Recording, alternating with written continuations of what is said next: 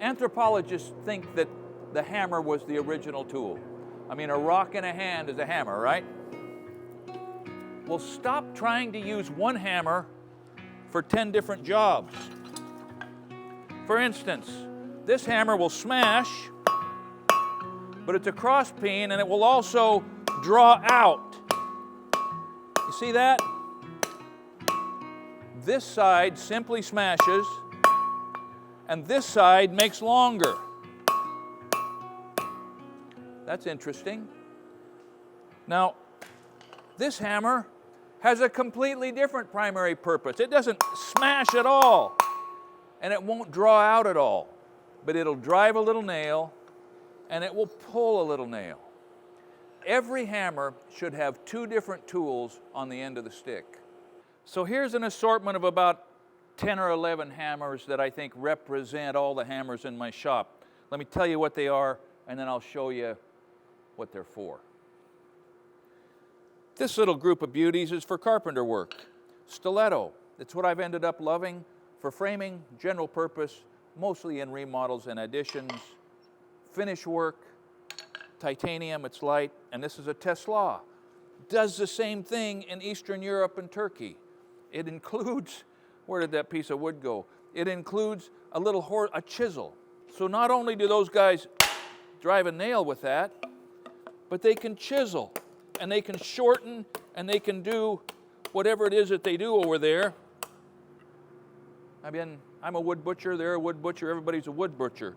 Tesla, finish, straight claw, frame. We have a couple for mechanic type work. Ball peen, I'll show you what I know about that, which is not much. This is a wire axe. We did a video about that. Well, it was included in the video. This is for chopping cable in half if you don't have a cutting torch. Single jack, double jack, 8-pounder. This is the only one in the pile that has redundancy. It has one tool the same on both sides, and that years ago struck me as being silly, so I invented this. This is a brick hammer or a rock hammer, I think, for cracking and cutting rocks. We'll see how that works. This is a tire hammer. Look how long that bill is and that angle. Fiberglass handle, I think that weighs 10 pounds. And this, believe it or not, is a Buck & Special hammer with a very sharp edge. In other words, this is an axe. An axe is a hammer where the second tool will chop your toes off. So this is a very wimpy little ball peen. I think that's probably a 1-pound hammer, maybe 1.5 pounds. Craftsman, pretty nice. I like it. Ball peens are handy for riveting. When you're riveting in blacksmith work, you can get in and make contact with just the point, a very small point of impact, which means I watched my dad one time cut gasket material to fit, I think it was a fuel pump. Watch this.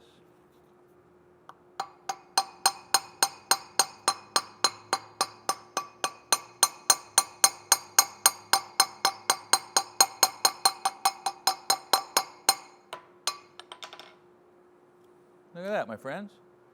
And let's see if it'll do it on a 1/2-inch hole. I don't know, I may have to be, yeah, look at that.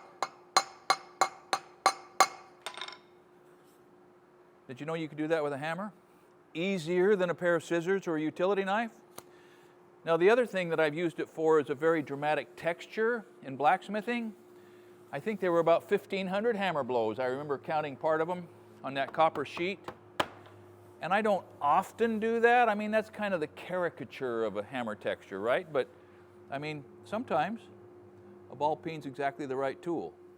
It'll drive a nail, it'll flatten your thumb, and it'll make a nice little hemispherical indentation. So this is a wire axe. It is soft. That, if it's steel at all, it might be wrought iron, but if it's steel at all, it is dead soft, as you can tell by the upsetting, the mushrooming all around the edge. Watch this. I'm going to cut a piece of cable with this 7 years ago, and you can see how this thing works. Superficial. Stick it slightly cross-grained into a piece of wood, hopefully on a knot. Lay the cable across the edge of the double-bitted axe, and then simply chop onto the cable, onto the double-bitted axe. You can see how soft that is. That's probably pretty much pure wrought iron, way softer than the carbon steel cutting edge of the axe. And the double bit would cut the cable propelled by the wire axe.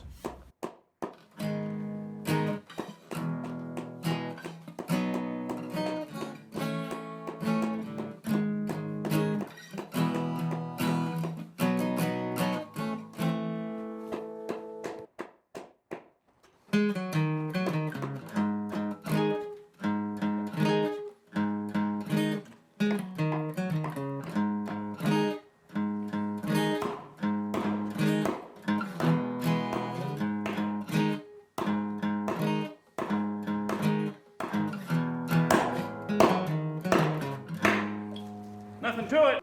So this is, I think, a rock hammer, a stonemason's tool. It's been used there. It's been used there somewhat. This is a piece of basalt. Let's see what happens and pretend I know something about it.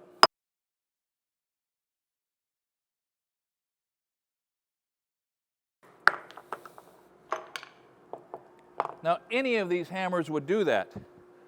But I think that in the hands of somebody who knows what they're doing, this one does it better. This is a tire hammer.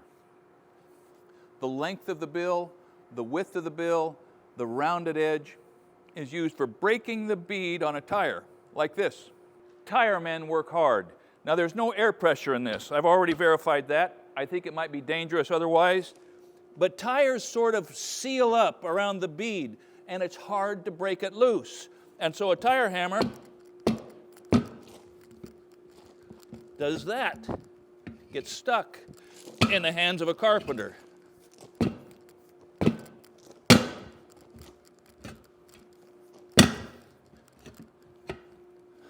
It's a specialized tool that requires a deceptive amount of skill, just like almost any other kind of a hammer you got. Let me show you the last hammer, which is my personal favorite. So I'm going to mock something up here just to demonstrate the point. You got an 8-pound single jack. I mean, concrete workers all over the world use 4s, 5s, 6s, 4s, 6s, 8s, 10s, 12s, all kinds of single jacks. And you drive a stake, or it's driven for you. And then you come over here and you drive another stake.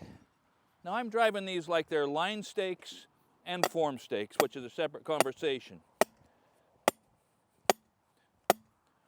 Does great. And now I'm going to stretch a string.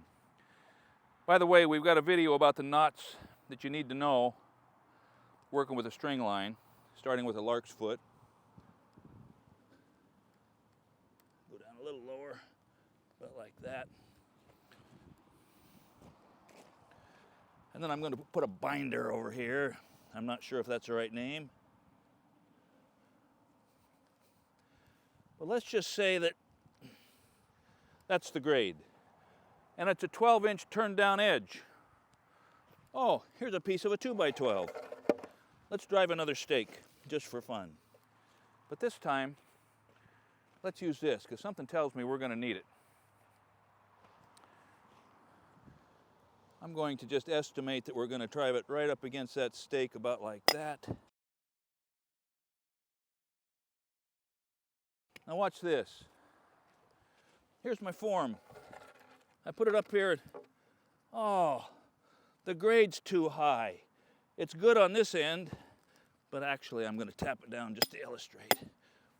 Oh, the grade's too high. Now what? Well,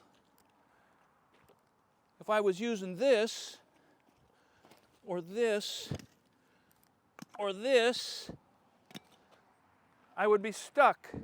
And I would say, well, I guess I'll get out my S-wing because this won't do it. And a cross peen won't do it. And a brick hammer won't do it. And this might do it, but you can't drive a stake. But this mama bear is just right. You see that? Every form setter needs a form setter.